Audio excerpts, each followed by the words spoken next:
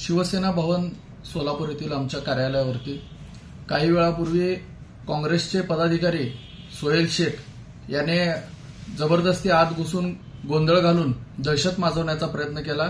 वास्तविक पाहता त्या खासदार प्रणिती शिंदे यांचे ते समर्थक आहेत आणि या अगोदर देखील खोटा गुन्हा दाखल करण्याचा त्यांनी प्रयत्न केला होता। त्यानंतर त्यांनी पोलिसांनी या ठिकाणी येऊन त्याचा गोंधळ थांबवण्याचा प्रयत्न केला असता त्यांनी पोलिसांवर देखील चुकीच्या पद्धतीनं हल्ला करण्याचा प्रयत्न केला आणि या ठिकाणी अगोदरही आम्ही पोलिसांना सांगितलेलं होतं की या पद्धतीचं गोंधळ हे या अगोदर देखील घालण्याचा प्रयत्न झाला होता आणि हे आता परत एकदा झालेलं आहे। त्यामुळे काँग्रेसचे खासदार यांनी हे जाणून बुजून हे कृत्य करायला लावत आहेत। नेमका वाद काय होता आणि कशामुळे हा संघर्ष निर्माण झाला?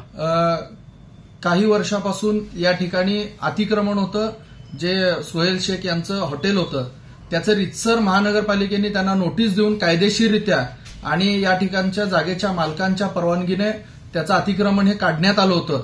या घटनेला 2 महिने झालेले असताना त्याच्या अगोदर देखील खोटा गुन्हा दाखल करणे, दमदाटी करणे हा त्याचा प्रकारच होता आणि काढल्याच्या नंतर 2 महिन्यांनी येथे येऊन आज गोंधळ घालण्याचा प्रयत्न केला आणि या ठिकाणी पोलिसांना देखील त्यांनी मी काँग्रेसचा कार्यकर्ता आहे, एकेकांना बघून घेऊन अशा पद्धतीची दमदाटी करून हा गोंधळ घातलेला आहे। लोकदर्शन मराठी चॅनलला सबस्क्राईब करा, बेल बटनला क्लिक करा व लाईक करायला विसरू नका।